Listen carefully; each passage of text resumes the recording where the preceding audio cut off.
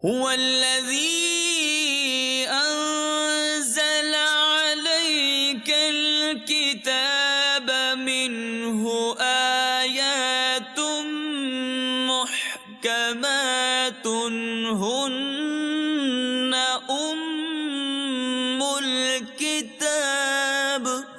وہی ہے جس نے تم پر یہ کتاب اتاری، اس کی کچھ آیتیں صاف معنی رکھتی ہیں، وہ کتاب کی اصل ہیں۔ الحمدللہ رب العالمین والصلاة والسلام علی سید الانبیاء والمرسلین، اما بعد فاعوذ باللہ من الشیطان الرجیم، بسم اللہ الرحمن الرحیم۔ محترم اور پیارے اسلامی بھائیوں اور مدنی چینل کے ناظرین، ہم حاضر ہیں سلسلہ احکام قرآن میں۔ اس سلسلے کے اندر ان آیات پر گفتگو کی جاتی ہے جو احکام سے متعلق ہیں۔ پچھلے سلسلوں میں آپ جن آیات کے حوالے سے گفتگو سنتے رہے، زیادہ تر آیات میں انفرادی مسائل پر گفتگو ہوتی رہی، جیسے نماز کا مسئلہ تھا۔ اسی طریقے سے پچھلا جو سلسلہ ہوا تعظیم مصطفیٰ صلی اللہ علیہ وسلم کے تعلق سے آیت زیر بحث لائی گئی اور اس پر ہم نے گفتگو کی۔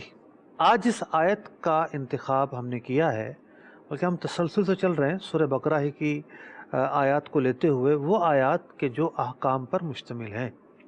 تو آج جس آیت پر گفتگو کرنی ہے اس کا تعلق کسی ایک مسئلے سے نہیں ہے، بلکہ اس کا تعلق قرآن کریم فرقان حمید کے اسلوب سے ہے، اس کا تعلق اس ضابطے سے ہے جس پر بہت ساری آیات مبنی ہیں۔ آج جو آیت مبارکہ ہم نے بیان کرنی ہے وہ آیت مبارکہ ایسی آیت مبارکہ ہے کہ جو شریعت مطہرہ کے پس منظر کو بیان کرتی ہے۔ اللہ تبارک و تعالی احکام کس طرح بیان فرماتا ہے، یوں کہہ سکتے ہیں ہم کہ آج کا سلسلہ تفسیر سے زیادہ علم قرآن پر مشتمل ہوگا۔ جی ہاں، اس سلسلے میں آپ کہہ سکتے ہیں کہ تین چیزیں ایسی ہیں جو زیر بحث لائی جاتی ہیں، تین چیزیں ایسی ہیں جن پر گفتگو کی جاتی ہے، یعنی جن کو سامنے رکھ کر گفتگو کی جاتی ہے۔ اول تو تفسیر قرآن کے تعلق سے گفتگو ہوتی ہے کہ آیت کا اگر حکم بھی بیان کرنا ہے تو تفسیر کے بغیر تو اس کا جو ہے وہ حکم بیان کرنا ممکن نہیں ہوتا۔ دوسرا جو ہے وہ جو حکم ہے اس حکم کی نوعیت، اس حکم کے متعلق جو احکام کا تقاضا ہے اس چیز کو بیان کیا جاتا ہے۔ جو تیسری چیز آتی ہے یا تیسرا فن آتا ہے وہ ہوتا ہے علم قرآن، یعنی قرآن کے اندر کیا ضابطے استعمال ہوئے ہیں، کیا علم استعمال ہوئے ہیں، قرآن سیکھنے کے لیے کن اصولوں کا جاننا ضروری ہے۔ تو آج کی آیت مبارکہ بھی ایک ایسے ہی عظیم اصول پر مشتمل ہے کہ جس کا جاننا قرآن سمجھنے کے لیے، قرآن فہمی کے لیے، قرآن کے تدبر کے لیے بے حد ضروری ہے۔ آئیے دیکھتے ہیں کون سی آیت مبارکہ ہے۔ قرآن کی روشنی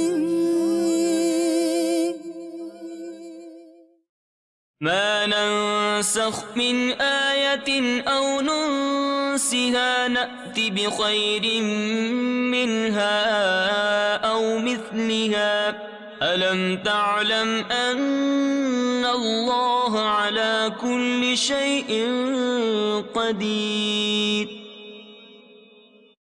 جب کوئی آیت ہم منسوخ فرمائیں یا بھلا دیں تو اس سے بہتر یا اس جیسی لے آئیں گے۔ کیا تجھے خبر نہیں کہ اللہ سب کچھ کر سکتا ہے؟ محترم ناظرین اکرام، آپ نے آیت مبارکہ ملاحظہ کی۔ اس آیت مبارکہ میں اللہ تبارک و تعالیٰ نے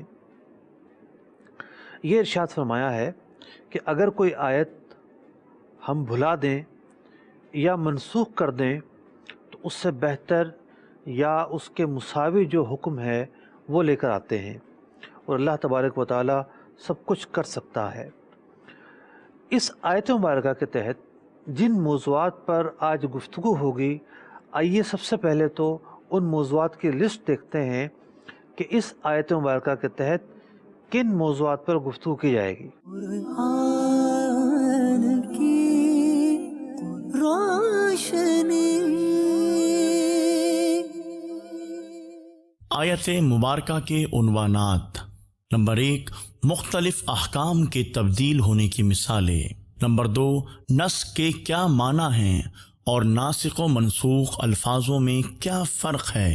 نمبر 3، پہلے حکم کے مقابل بہتر اور مساوی حکم سے کیا مراد ہے۔ نمبر 4، قرآن پاک میں نسخ کس کس طرح واقع ہوا۔ پہلا نقطہ جس پر گفتگو کی جانی ہے وہ یہ ہے کہ قرآن و حدیث کے اندر مختلف وہ احکام ہیں جو تبدیل ہوتے رہے۔ یہ بات اپنے پیش نظر رکھنا ضروری ہے کہ وحی کی دو اقسام ہیں۔ ایک وحی وہ ہے جس کی تلاوت کی جاتی ہے، قرآن مجید فرقان حمید کی صورت میں ہمارے سامنے موجود ہے۔ دوسری وحی وہ ہے کہ جو احادیث طیبہ کی صورت میں ہمارے سامنے موجود ہے۔ سرکار دو عالم صلی اللہ علیہ وسلم جو احکام بیان کیا کرتے تھے وہ یقینی طور پر وحی کی بنیاد پر ہوا کرتے تھے۔ تو وحی کی یہ دو قسمیں ہیں۔ تو قرآن مجید فرقان حمید کی جو آیات ہیں اس میں بھی احکام تبدیل ہوتے رہے، اور احادیث مبارکہ میں جو احکام بیان کیے گئے ان میں بھی احکام تبدیل ہوتے رہے۔ تبدیلی احکام کے تعلق سے چند مثالیں ملاحظہ ہوں۔ پہلے عورت کے شوہر کا اگر انتقال ہو جاتا تو اس کے لیے لازم تھا کہ وہ 1 سال تک عدت گزارے۔ 1 سال تک وہ عدت گزارتی تھی، لیکن پھر دوسری آیت مبارکہ نازل ہوئی۔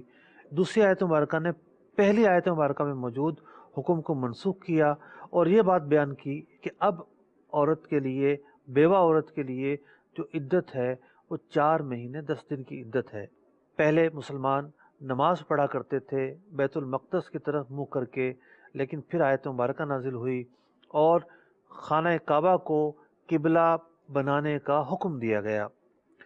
پہلے یہ حکم تھا کہ ایک شخص جو ہے اس کے لیے وصیت کرنا لازمی ہے کہ وہ اپنے قریبی رشتہ داروں کے لیے، والدین کے لیے وصیت کرے، لیکن جب آیات میراث نازل ہوئیں تو وصیت کا جو حکم تھا اقارب کے لیے وہ منسوخ ہو گیا، بلکہ حدیث پاک میں فرمایا گیا لا وصیت للوارث، وارث جو بن رہا ہو اس کے لیے تو وصیت ہو ہی نہیں سکتی۔ پہلے یہ وصیت کرنا لازمی تھا، جب آیات میراث نازل ہوئیں اور ہر وارث کا حصہ بیان کر دیا گیا بڑی تفصیل کے ساتھ، تو جو پچھلا حکم تھا وہ منسوخ ہو گیا۔ وہ آیت تو باقی رہی، اس آیت کی تلاوت تو کی جاتی ہے، لیکن اس آیت میں بیان کیا جانے والا حکم اس پر عمل نہیں کیا جاتا۔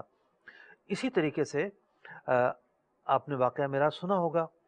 واقعہ معراج کے اندر کیا ہوا کہ پہلے حکم ہوا کہ 50 نمازیں یہ امت مسلمہ ادا کرے گی، ایک حکم دیا گیا، لیکن بعد میں وہ حکم تبدیل ہوا اور بالآخر 5 نمازیں اس امت پر فرض کی گئیں۔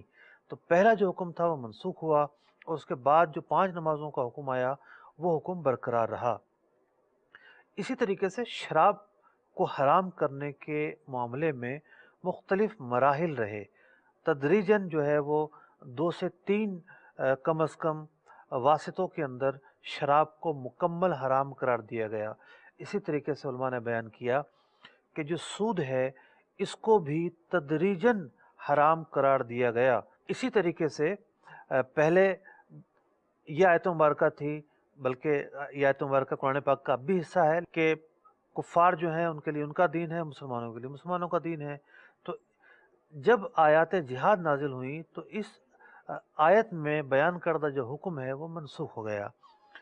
پہلے ایک حکم تھا، اس کے بعد پھر دوسری آیات نازل ہوئیں تو پہلا حکم جو ہے وہ منسوخ کر دیا گیا۔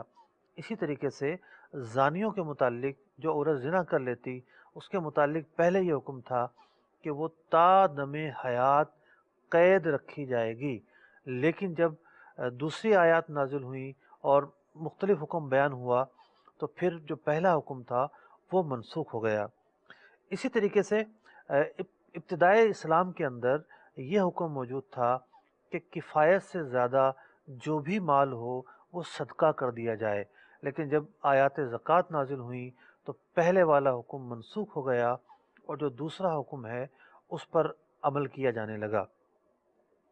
اسی طریقے سے پہلے یہ حکم تھا کہ زانیہ سے جو ہے وہ نکاح کرنا حرام ہے، لیکن اس کے بعد دیگر آیت مبارکہ نازل ہوئیں اور زانیہ سے جو نکاح کی حرمت تھی وہ ختم کر دی گئی، بلکہ زانیہ سے خود زانی کا بھی نکاح ہو سکتا ہے اور غیر زانی کا بھی نکاح ہو سکتا ہے، جبکہ شریعت مطہرہ کی طرف سے کوئی ایسا سبب نہ پایا جائے کہ جو نکاح کو حرام قرار دیتا ہو۔ ایسے بہت سارے اسباب ہو سکتے ہیں، کوئی رشتہ ایسا ہو سکتا ہے جس کی بنیاد پر جو ہے وہ نکاح نہ ہو رہا ہو، اسی طریقے سے مساہرت کا معاملہ ہو سکتا ہے، دودھ کا رشتہ ہو سکتا ہے۔ تو یہ تین بنیادی اسباب بن سکتے ہیں کہ جس کی وجہ سے کوئی خارجی سبب کے طور پر نکاح کرنا جائز نہ ہو۔ اسی طریقے سے احادیث مبارکہ کو اگر ہم دیکھتے ہیں تو پہلے سرکار دو عالم صلی اللہ علیہ وسلم نے قبروں پر حاضری سے منع فرمایا، لیکن بعد میں اس کی اجازت دے دی۔ اسی طریقے سے سرکار دو عالم صلی اللہ تعالی وسلم کی احادیث طیبہ میں ہمیں یہ حکم ملتا ہے کہ پہلے قربانی کے گوشت کو ذخیرہ کرنے سے منع کیا گیا تھا، لیکن بعد میں قربانی کے گوشت کو ذخیرہ کرنے کی اجازت دے دی گئی۔ کچھ مثالیں میں نے آپ کے سامنے رکھی، ان مثالوں میں آپ نے دیکھا کہ احکام کے اندر تبدیلیاں آتی رہیں، اور انہی تبدیلیوں کا نام ہے نسخ، یعنی ایک حکم پہلے موجود تھا، پھر اس حکم کے مقابلے میں دوسرا حکم آیا اور پہلا حکم منسوخ ہو گیا۔ اپنے دوسرے نقطے کی طرف چلتے ہیں کہ نسخ کے معنی کیا ہیں اور ناسخ و منسوخ کے جو لفظ ہیں ان دونوں الفاظوں میں کیا فرق ہے۔ مفسرین نے نسخ کے لغوی معنی کے تعلق سے جو گفتگو کی ہے وہ یہ کی ہے کہ اس کے لفظ نسخ کے دو لغوی معنی بیان کیے ہیں۔ پہلا معنی ہے تحویل یا نقل کرنا۔ مثال کے طور پر کتاب کا جو نسخہ ہوتا ہے اس کو اس لیے نسخہ کہا جاتا ہے کہ پہلے زمانے میں 1 by 1 کتاب لکھی جاتی تھی، یعنی پرنٹنگ پریس نہیں ہوا کرتے تھے۔ ایک کتاب میں جو مواد موجود ہے کوئی کاتب اپنی محنت کے ذریعے، اپنے قلم کے ذریعے اسے دوسرے دفتر یا دوسرے کتاب میں منتقل کرتا تھا، اور اس منتقل کرنے ہی کو چونکہ تحویل بھی کہتے ہیں، اسی لیے اس کو نسخ سے نکلا ہوا لفظ اس کے لیے استعمال کیا گیا اور نسخہ کہا جانے لگا کہ بھی کتاب کا نسخہ ہے، یہ کتاب کا نسخہ ہے، یعنی کتاب کی کاپی ہے۔ تو نسخ کا ایک معنی ہے تحویل۔ مفسرین نے یہ بیان کیا کہ اس معنی کے اعتبار سے جو یہاں گفتگو ہو رہی ہے وہ اس پس منظر میں یہ معنی یہاں مراد نہیں ہے، کیونکہ قرآن مجید فرقان حمید پورا کا پورا منتقل ہوا ہے۔ پہلے لوح محفوظ پر نازل ہوا اور پھر قلب مصطفیٰ صلی اللہ تعالی علیہ وسلم پر نازل ہوتا رہا، تو پورا ہی قرآن جو ہے وہ منتقل ہوا ہے۔ تو نسخ کا یہ معنی یہاں مراد نہیں لیں گے، ورنہ یہ لازم آئے گا کہ معاذ اللہ پورا ہی قرآن منسوخ ہے۔ نسخ کا ایک دوسرا معنی ہے جس کا معنی ہے رفع، یعنی اٹھا لینا، یعنی ایک حکم پہلے موجود ہو پھر دوسرا حکم آ جائے تو اسے رفع کہتے ہیں، رفع حکم۔ مفسرین نے لکھا کہ یہاں پر یہی دوسرا حکم مراد ہے، اور جو پہلا حکم ہوتا ہے اسے منسوخ حکم کہتے ہیں، اور جو دوسرا حکم ہوتا ہے اسے ناسخ کہتے ہیں۔ یعنی جو منسوخ حکم ہوتا ہے وہ سابقہ ہوتا ہے، اور جو ناسخ حکم ہوتا ہے وہ جدید ہوتا ہے، وہ بعد کا ہوتا ہے۔ یہیں سے قرآن سمجھنے کے لیے جو نزول قرآن کی اہمیت ہے کہ کون سی آیت کب نازل ہوئی، پہلے نازل ہوئی یا بعد میں نازل ہوئی، اس کی اہمیت بھی پتہ چلتی ہے کہ نزول قرآن کی تاریخ کو سامنے رکھتے ہوئے ہی کسی آیت کو ناسخ یا منسوخ قرار دینا ممکن ہوتا ہے۔ یہ آیت مبارکہ جو آج ہم نے اپنے سلسلے میں شامل کی ہے، اس میں اللہ تبارک و تعالی ارشاد فرماتا ہے ما ننسخ من آیت او ننسیہا، کہ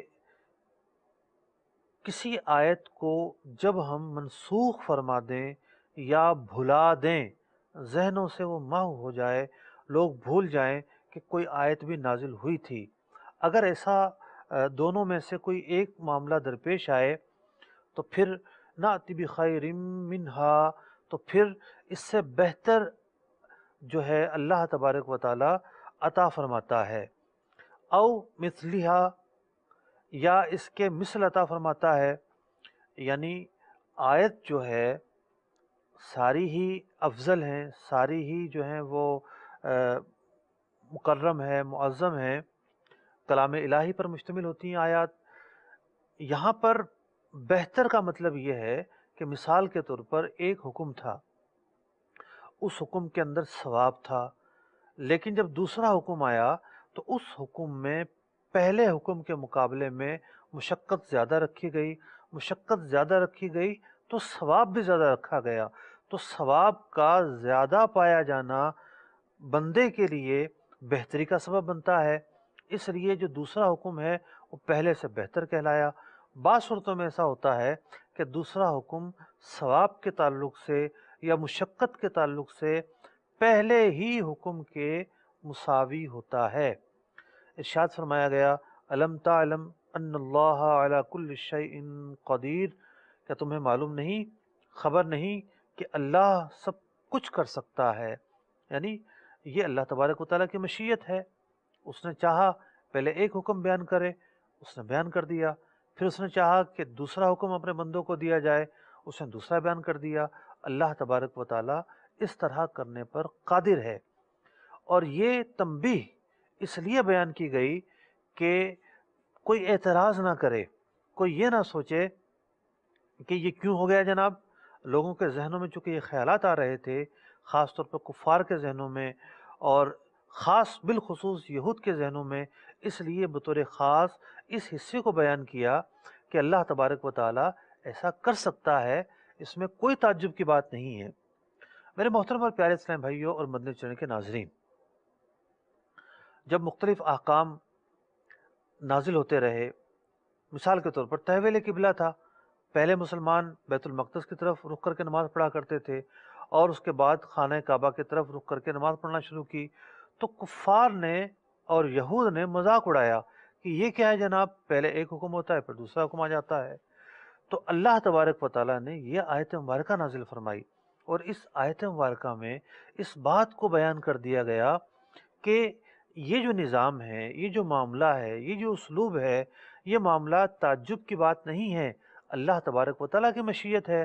اللہ تبارک و تعالیٰ جو چاہتا ہے وہ فرماتا ہے، اور اللہ تبارک و تعالیٰ ایسا بھی کرتا ہے، ایسا بھی ممکن ہے، ایسا بھی ہوتا ہے، لہٰذا اس معاملے میں تعجب سے کام نہ لیا جائے، اس معاملے میں حیرانگی سے کام نہ لیا جائے، اس معاملے میں اعتراض سے کام نہ لیا جائے، اس معاملے میں اللہ تبارک و تعالیٰ کے محبوب علیہ السلام پر افترا نہ کیا جائے کہ یہ اپنی طرف سے مختلف احکام بیان کرتے رہتے ہیں، کبھی کچھ بیان کرتے ہیں اور کبھی کچھ بیان کرتے ہیں، یہ سب افترا کی باتیں غلط ہیں۔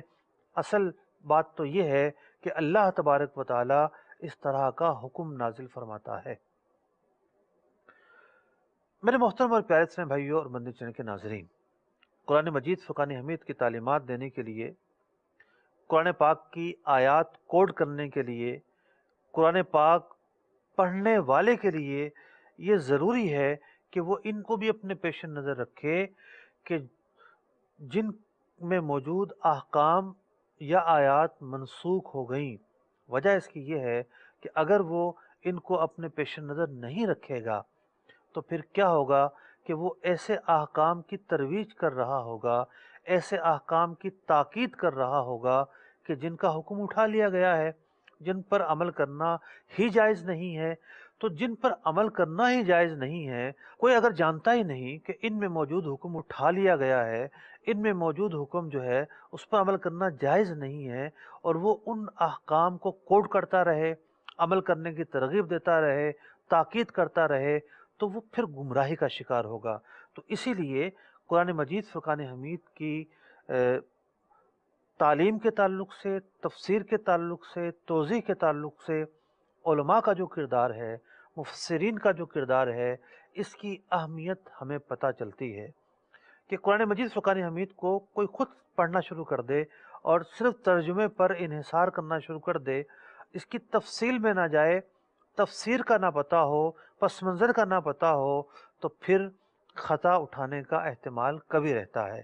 کیونکہ اس طرح کی کوئی ایک یا دو آیات تھوڑی ہیں، بہت ساری آیات ہیں۔ تو قرآن مجید فرقان حمید سمجھنے کے لیے ہمیں بلا شبہ علماء کی ضرورت ہے، معتبر تفاسیر کی ضرورت ہے، معتبر کتب کی ضرورت ہے، اور یہی وجہ رہی ہے کہ ہر دور کے اندر علماء نے عوام کے لیے مختلف زمانوں میں مختلف نوعیتوں پر مشتمل، مختلف کیفیتوں پر مشتمل کتب تفاسیر لکھی ہیں۔ بعض کتب ایسی ہیں کہ جس میں صرف لغوی معنی بیان ہوتے ہیں، بعض کتب ایسی ہیں جس میں مختصر حاشیہ ہوتا ہے، بعض کتب ایسی ہیں جس میں شرح اور بسط کے ساتھ تفسیر موجود ہوتی ہے۔ تو قرآن مجید کو سمجھنے کے لیے یہ ضروری ہے کہ قرآن مجید کی تفسیر کو اپنے پیش نظر رکھا جائے۔ تیسرے نقطے کی طرف چلتے ہیں۔ قرآن مجید فرقان حمید میں اس آیت مبارکہ میں چونکہ یہ بیان کیا گیا کہ جب ایک حکم منسوخ ہوتا ہے تو پھر دو صورتحال ہے، یا تو دوسرا حکم اس سے بہتر آئے گا یا دوسرا حکم اس کے مساوی آئے گا۔ اس بہتر اور مساوی کی کیا تفصیل ہے، اس کے تعلق سے علماء نے تین اقسام بیان کی ہیں۔ ایک قسم یہ ہے، یعنی پہلی قسم یہ ہے کہ پہلا حکم مشکل تھا لیکن دوسرا حکم آسان نازل ہوا، تو اس کی جو آسانی ہے بلا شبہ مشقت اس میں کم ہے، تو اس آسانی کے اعتبار سے وہ بہتر ہے۔ بعض اوقات اس اعتبار سے بہتر ہوگا کہ دشواری ہے اور دشواری میں ثواب زیادہ ہے، اس تعلق سے بہتر ہوگا۔ تو علماء لکھتے ہیں کہ بعض اوقات یہ ہوگا کہ پہلا حکم جو ہے وہ مشکل تھا، دوسرا آسان ہے۔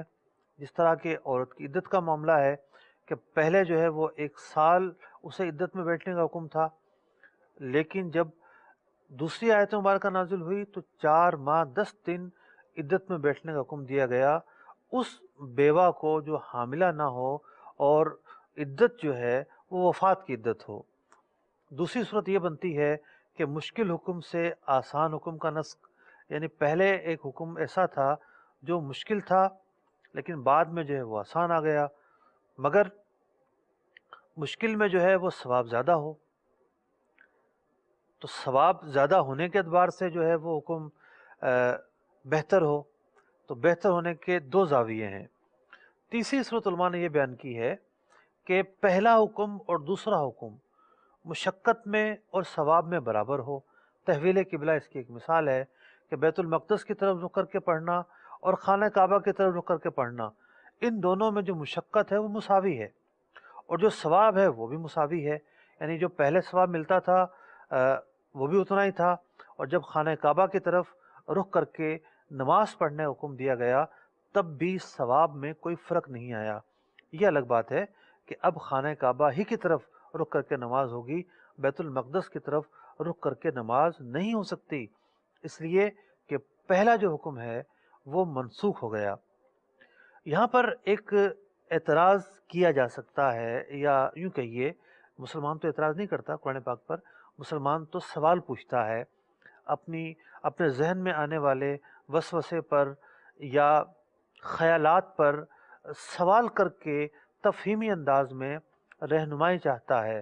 اعتراض تو غیر کیا کرتے ہیں، اعتراض تو قرآن پر غیر مسلم کیا کرتے ہیں۔ تو اس تعلق سے ایک سوال ذہن میں پیدا ہو سکتا ہے کہ اللہ تبارک و تعالیٰ نے قرآن مجید فرقان حمید میں ارشاد فرمایا لا تبدیل لکلمات اللہ، اللہ کی باتیں بدل نہیں سکتی، فرمایا اللہ کی باتیں بدل نہیں سکتی، لیکن جب احکام بدل رہے ہیں تو بظاہر دیکھنے میں ظاہری اعتبار سے ایسا لگتا ہے، ایسا محسوس ہوتا ہے کہ دونوں باتوں میں تضاد ہے۔ علماء نے لکھا کہ ان دونوں میں کوئی تضاد نہیں ہے، اس لیے کہ نسخ کا جو معنی ہے، منسوخیت کا جو معنی ہے، پہلے اس کو سمجھنے کی ضرورت ہے۔ جب یہ پتہ چل جائے گا کہ نسخ کسے کہتے ہیں تو یہ جو اشکال، یہ سوال ذہن میں پیدا ہوا تھا، یہ بھی دور ہو جائے گا۔ علماء نے لکھا کہ نسخ نام ہے اس مدت کو ظاہر کرنے کا جو پچھلے حکم سے متعلق تھی، یعنی بیان مدت حکم کو نسخ کہتے ہیں۔ اس کو آسان الفاظ میں آپ یوں سمجھ سکتے ہیں کہ اللہ تبارک و تعالیٰ نے ایک حکم ایک مدت کے لیے بیان کیا تھا، اور یہ بات اللہ تبارک و تعالیٰ کے علم میں تھی کہ یہ جو حکم ہے بندوں کو اس پر عمل کرنا اتنے وقت تک کے لیے ہے۔ یہ پہلے سے معلوم تھا، پہلے سے یہ طے تھا۔ اللہ تبارک و تعالیٰ نے جو حکم دیا پہلا، وہ اس اعتبار سے دیا کہ بندے اس حکم پر اتنے عرصے تک عمل کریں گے، اور پھر اللہ تبارک و تعالیٰ نے دوسرا حکم دینا تھا، تو جب وہ موقع آیا تو دوسرا حکم دے دیا۔ اس میں تعجب کی بات نہیں ہے، ایسا ہوتا رہتا ہے کہ کوئی حکم محدود وقت کے لیے بیان کیا جاتا ہے کہ اس وقت میں یہ کیا جائے گا، پھر جب دوسرا وقت آتا ہے تو دوسری بات بیان کر دی جاتی ہے کہ اس وقت میں یہ کیا جائے گا۔ تو ان دونوں باتوں میں تضاد نہیں ہے، بلکہ اس معاملے کو دوسرے زاویے سے دیکھنے کی ضرورت ہے۔ جب درست زاویے سے دیکھیں گے، حقیقت پر مشتمل زاویے سے دیکھیں گے، تو یہ جو اشکال اور سوال ذہن میں پیدا ہو رہا تھا، اس کا تشفی بخش جواب ہمارے ذہنوں میں اتر جائے گا۔ محترم اور پیارے اسلام بھائیوں اور مدنی چینل کے ناظرین، آئیے چلتے ہیں چوتھے نقطے کی طرف۔ چوتھے نقطے میں ہم یہ گفتگو کریں گے کہ قرآن مجید فرقان حمید کی آیات کے اندر مختلف اعتبار سے نسخ ہوتا رہا، یعنی احکام میں تبدیلی آتی رہی۔ پہلے ایک حکم بیان کیا، پھر دوسرا حکم بیان ہوا۔ تو جو قرآن پاک کی آیات کے تعلق سے نسخ واقع ہوا، اس کی کتنی قسمیں ہیں؟ علماء نے اس کی 3 اقسام بیان کی ہیں۔ ایک صورت یہ بیان کی ہے کہ آیت مبارکہ کی تلاوت تو باقی ہو، یعنی وہ آیت قرآن کے جز کے طور پر برقرار ہو، اس کی تلاوت کی جاتی ہو، لیکن اس میں جو حکم بیان کیا گیا ہے اس حکم پر عمل کرنے کی اجازت نہ ہو، کوئی اور آیت جو ہے وہ اس میں موجود جو حکم ہے اس کو منسوخ کر دے۔ تو ایک صورت تو یہ ہے کہ آیت تو باقی ہو، آیت کی تلاوت کی جاتی ہو، لیکن اس میں موجود حکم منسوخ ہو جائے۔ دوسری صورت علماء نے یہ بیان کی ہے کہ آیت کی تلاوت اور حکم دونوں بھلا دیے جائیں۔ جی ہاں، بہت ساری روایات کے اندر صحابہ اکرام علیہم رضوان سے اس طرح کے مضامین منقول ہوئے کہ انہیں آیات یاد ہوتی تھیں، صورتوں کا حصہ یاد ہوتا تھا، لیکن جب وہ صبح کو اٹھتے تھے تو بھلا دیے جاتے تھے، بھول جاتے تھے جو کچھ انہیں ان آیتوں کے تعلق سے یاد ہوتا تھا۔ اسی تعلق سے اللہ تبارک و تعالیٰ نے اس آیت مبارکہ میں 2 چیزیں بیان کی ہیں۔ ما ننسخ، جو ہم منسوخ کر دیں، من آیتن، کسی آیت سے، او ننسیہا، یا پھر ہم بھلا دیں۔ تو بعض اوقات ایسا ہوتا تھا کہ آیت ہی بھلا دی جاتی تھی، اور بعض آیتوں کے متعلق یہ ارشاد ہوا کہ یہ بہت طویل ہوا کرتی تھیں، لیکن اللہ تعالیٰ نے وہ جب بھلا دی تو پھر صحابہ اکرام علیہم رضوان ایک دوسرے سے تذکرہ کیا کرتے تھے ان باتوں کا، اور کچھ جو انہیں یاد ہوتا تھا کہ کہ یہ آیت تو طویل ہوا کرتی تھی، یہ آیت تو بڑی ہوا کرتی تھی، فلاں یا یہ صورت جو ہے وہ صورت تو طویل ہوا کرتی تھی اور فلاں صورت کے برابر ہوا کرتی تھی، لیکن بعد میں اس کا جو حصہ بھلانا تھا اللہ تعالیٰ نے، وہ بندوں کو بھلا دیا گیا۔ تو دوسری قسم وہ بنی کہ جہاں آیت اور اس کا حکم ذہنوں سے مٹا دیا گیا ہو، بندے اسے بھول جائیں۔ اللہ تعالیٰ ہی کی مشیت کے پیش نظر یہ معاملہ ہوتا ہے۔ تیسری صورت وہ ہے کہ آیت تو ایسی ہو جس کی تلاوت منسوخ ہو جائے۔ اللہ تبارک و تعالیٰ کا کلام ہے، اللہ تبارک و تعالیٰ کا کلام تو کلام رہے گا، لیکن اس میں جو حکم تھا اس پر عمل کرنا تو جائز ہو، لیکن اس کی جو تلاوت ہے وہ منسوخ کر دی جائے۔ جیسا کہ آیت رجم کے تعلق سے تفصیل علماء نے اپنی کتابوں میں بیان کی ہے کہ حکم اس کا برقرار ہے لیکن اس کی جو تلاوت کرنا ہے وہ منسوخ ہو گیا ہے۔ تو نسخ کی قرآن کریم فرقان حمید کی آیات کے تعلق سے یہ تین بنیادی اقسام علماء نے بیان کی ہیں۔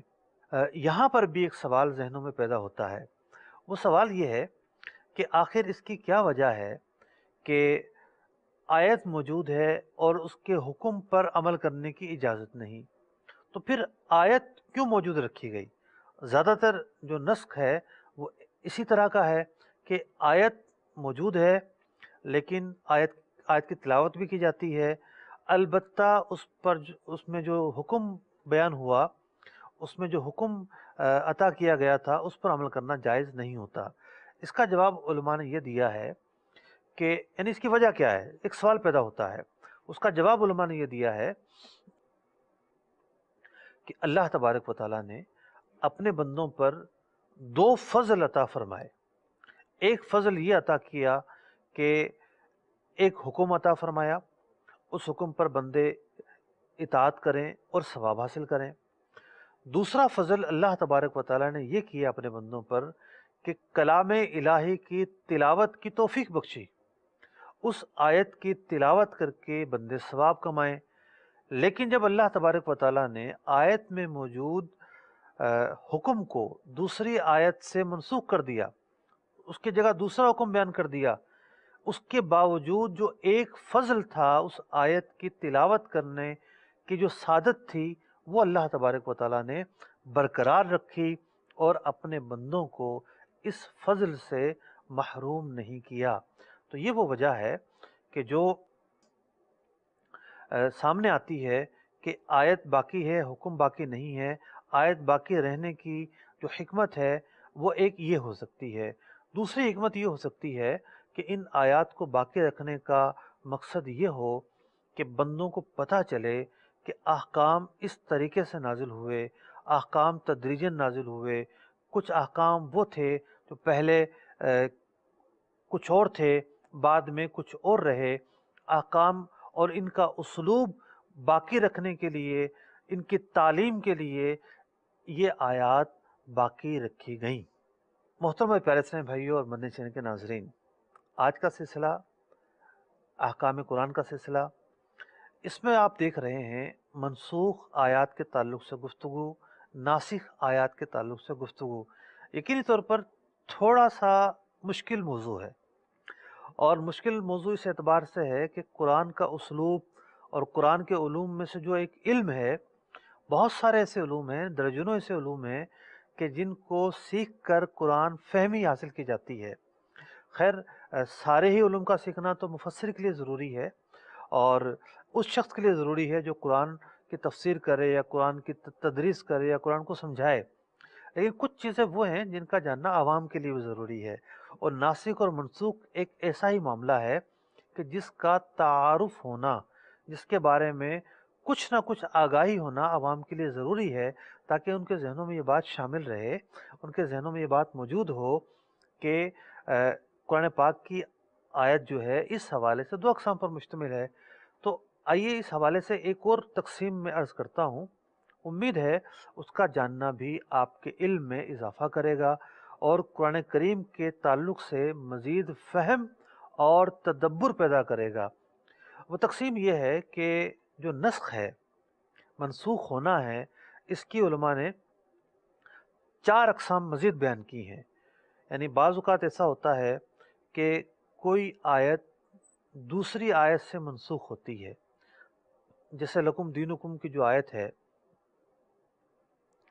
وہ آیات قتال سے منسوخ ہے۔ اسی طریقے سے 1 سال کی عدت والی جو آیت ہے وہ 4 مہینے 10 دن والی جو آیت ہے اس سے منسوخ ہے۔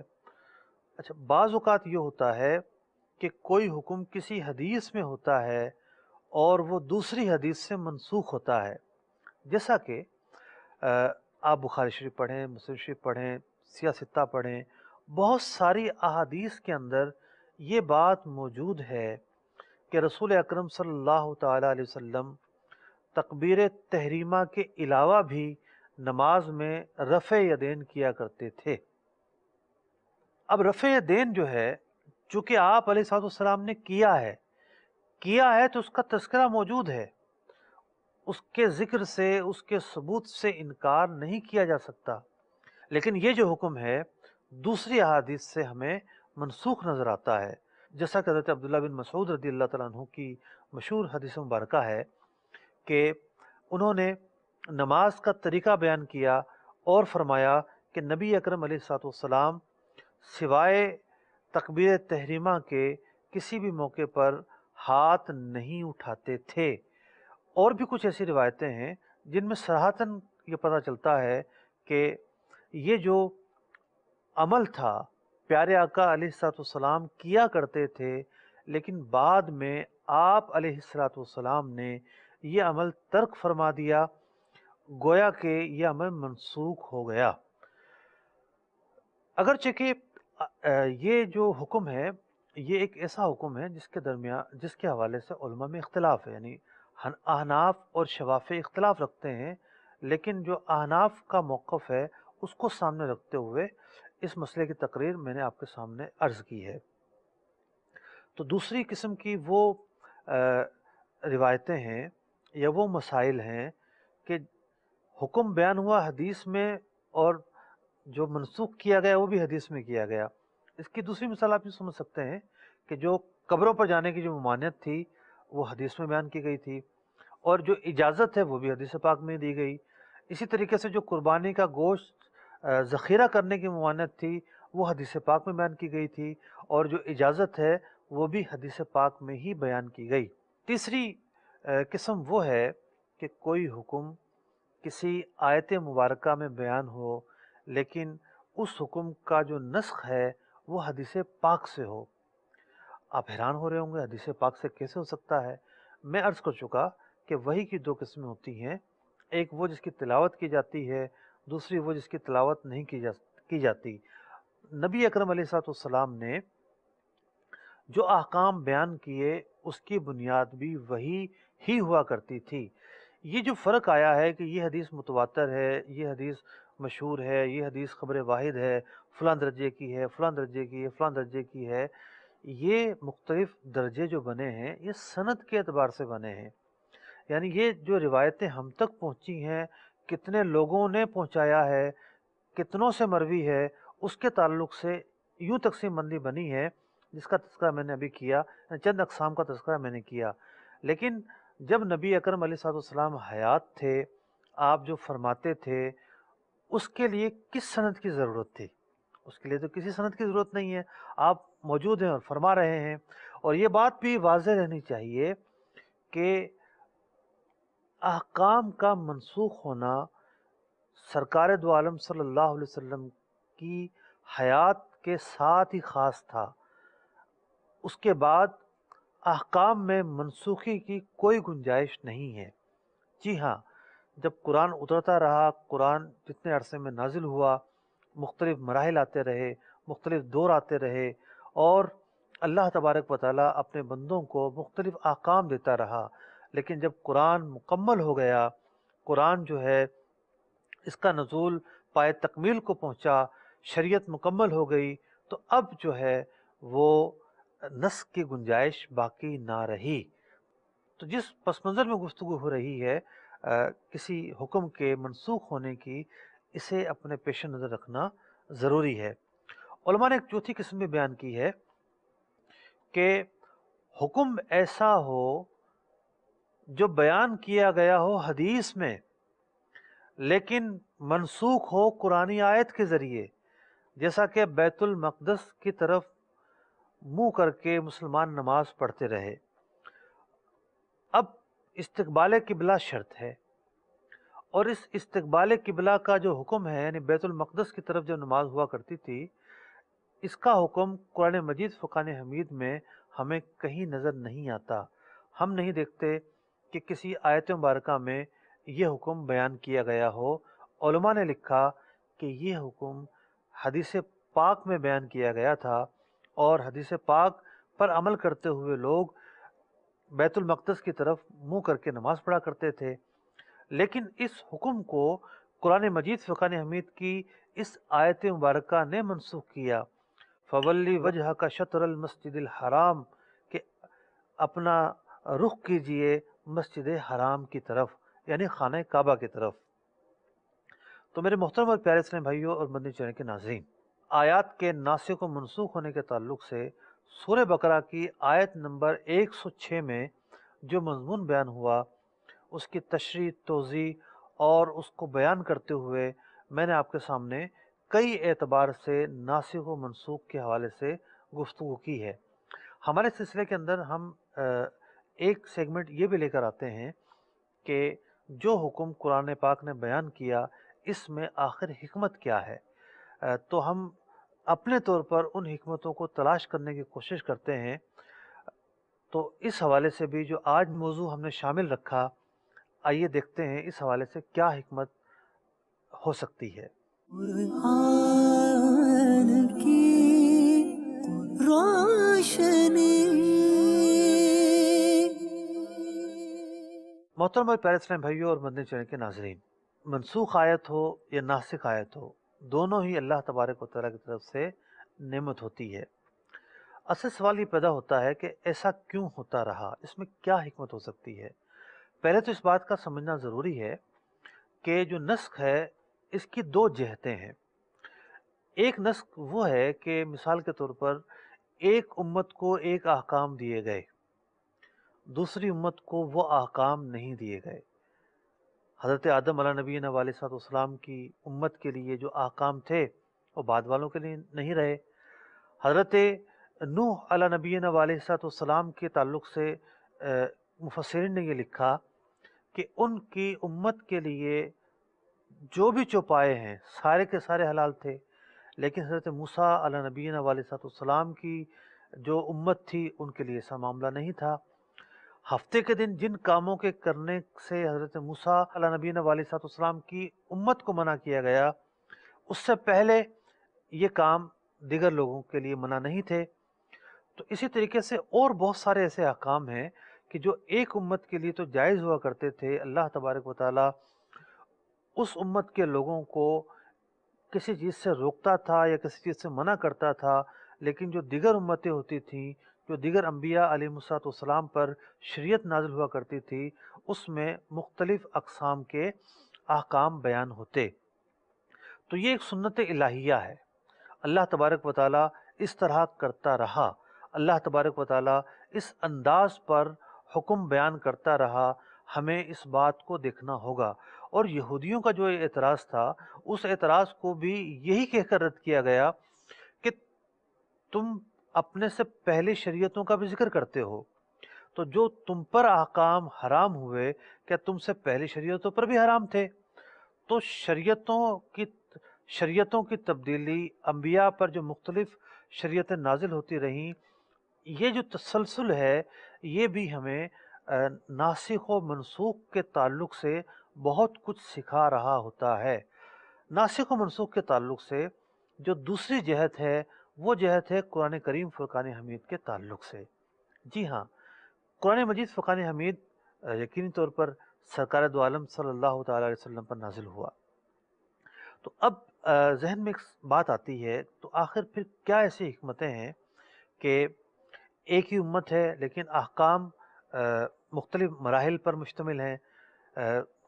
बाज़ औक़ात एक हुक्म किसी और नौइयत पर बयान हुआ, फिर वही हुक्म किसी और नौइयत पर बयान हुआ।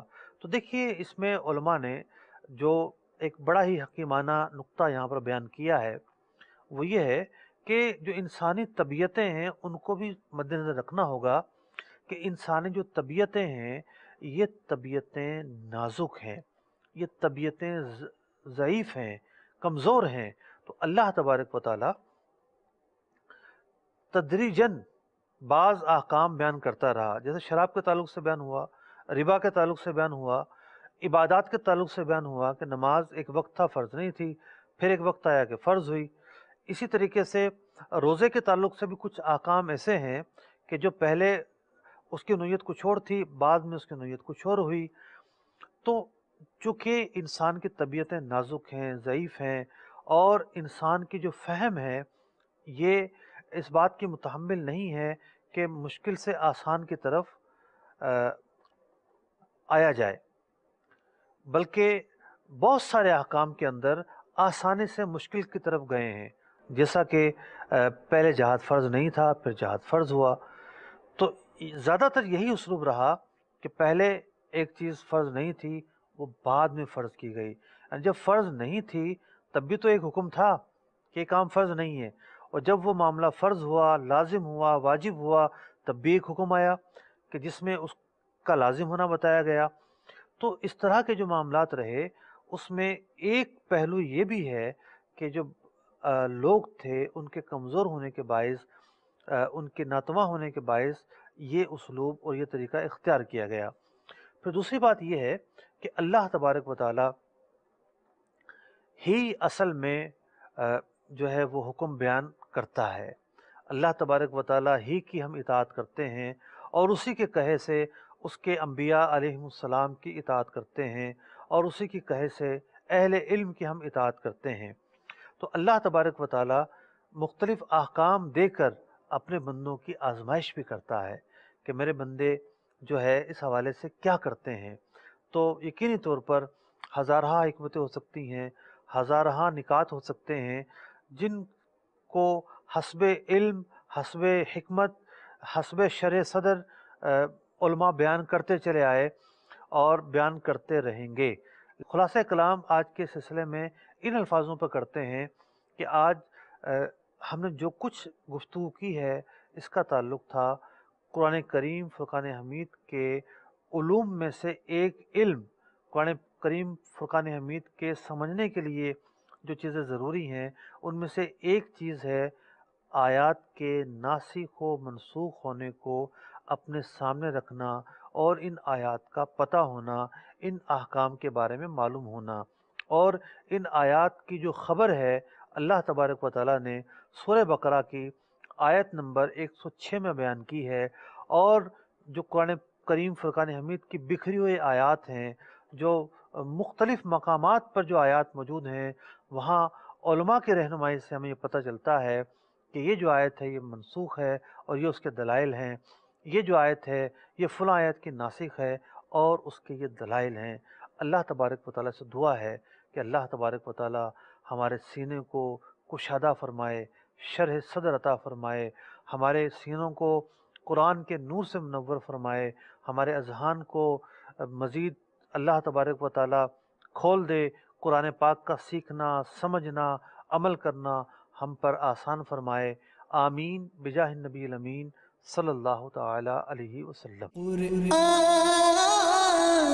کے احکام پہ بھی مجھ کو چلا دے.